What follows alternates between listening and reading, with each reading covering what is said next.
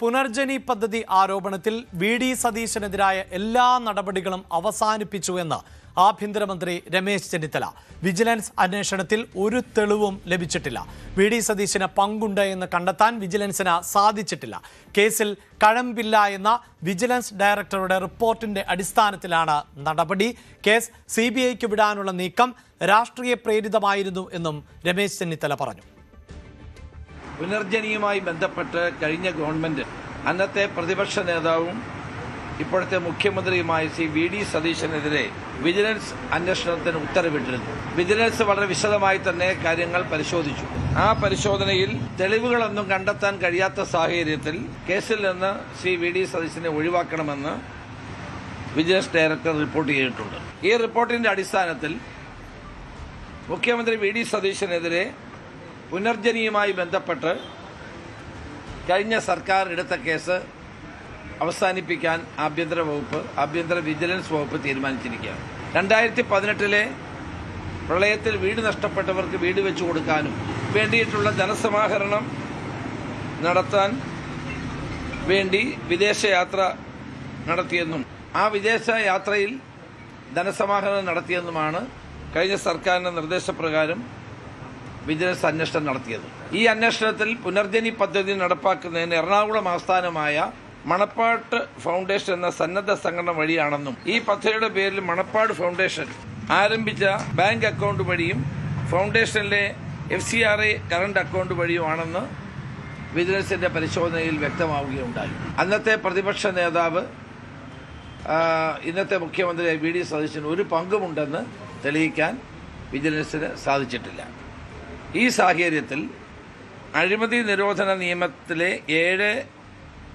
7A വകുപ്പുകളിൽ പറയുന്ന കുറ്റങ്ങളൊന്നും Shri VD. Satheesan ചെയ്തിട്ടില്ല എന്ന് അസന്നിഗ്ധമായി തെളിയിക്കപ്പെട്ടിരിക്കുകയാണ്. ഈ കേസിൽ വിജിലൻസ് ആംഗിൾ ഒന്നും തന്നെ കണ്ടെത്താൻ കഴിഞ്ഞിട്ടില്ല. ഇപ്പോൾ വാർത്തയുടെ വിശദാംശങ്ങളുമായി ഡാൻ കുര്യനാണ് ചേരുന്നത്. Dan, VD. സതീശന്റെ രാഷ്ട്രീയ ജീവിതത്തിൽ ഉയർന്നു വന്നിട്ടുള്ള പ്രധാനപ്പെട്ട ഒരു ആരോപണം എന്നത് ആയിരുന്നു ഈ പുനർജനി പദ്ധതി. അതിൽ CBI അന്വേഷണത്തിനടക്കമുള്ള സാധ്യതകൾ കഴിഞ്ഞ സർക്കാർ തേടിയിരുന്ന ഒരു സാഹചര്യമുണ്ടായിരുന്നു. അന്നു മുതൽ ഇതൊരു രാഷ്ട്രീയ പ്രേരിതമാണ്, ഇതിലെവിടെയാണ് അഴിമതി എന്നൊക്കെ കോൺഗ്രസ് ആവർത്തിച്ച് ചോദിക്കുന്നുണ്ടായിരുന്നു. അവിടെയാണ് അന്വേഷണ സംഘത്തിനൊന്നും കണ്ടെത്താൻ സാധിച്ചിട്ടില്ല എന്നിപ്പോൾ ആഭ്യന്തരമന്ത്രി പറയുന്നത്.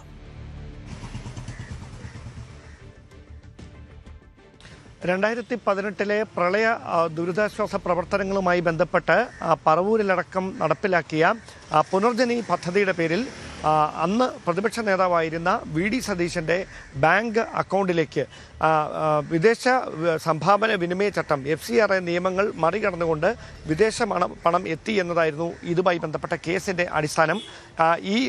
ഈ പരാതിയിൽ വിശദമായ അന്വേഷണമാണ് വിജിലൻസ് നടത്തിയത്. അങ്ങനെ 2025 സെപ്റ്റംബറിൽ വിജിലൻസ് DIG വിജിലൻസ് ഡയറക്ടർക്ക് ഒരു റിപ്പോർട്ട് സമർപ്പിച്ചിരുന്നു. ആ റിപ്പോർട്ടിലാണ് പ്രതിപക്ഷ നേതാവായിരുന്ന വി.ഡി. സതീശൻ്റെ ബാങ്ക് അക്കൗണ്ടിലേക്ക് നേരിട്ട് 1 രൂപ പോലും പുനർജനി പദ്ധതിയുമായി ബന്ധപ്പെട്ട് എത്തിയിട്ടില്ല എന്നും മണപ്പാട് ഫൗണ്ടേഷൻ എന്ന സന്നദ്ധ സംഘടനയുടെ ബാങ്ക് അക്കൗണ്ടിലേക്കാണ് ഇതിൻ്റെ മുഴുവൻ സംഭാവനകളും എത്തിയതും നടപ്പിലാക്കിയതെന്നുമായിരുന്നു ഈ റിപ്പോർട്ടിലെ പരാമർശം.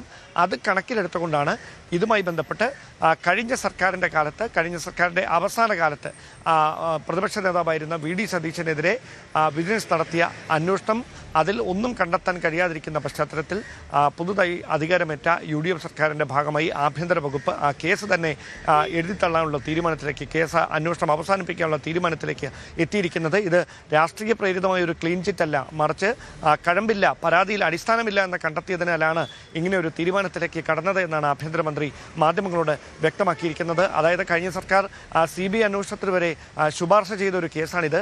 അങ്ങനെ ഒരു കേസിലാണ് ആഭ്യന്തര വകുപ്പിൻ്റെ ഭാഗത്തുനിന്ന് ഇങ്ങനെ പ്രധാനപ്പെട്ട ഒരു തീരുമാനമുണ്ടാകുന്നത്. അങ്ങനെ ഒരു വിഷയത്തിൽ രാഷ്ട്രീയമായി അതിനോട് LDFന്റെ നേതൃത്വം ഏത് തരത്തിൽ ഇനി പ്രതികരിക്കും എന്നതാണ് അറിയാനുള്ളത്.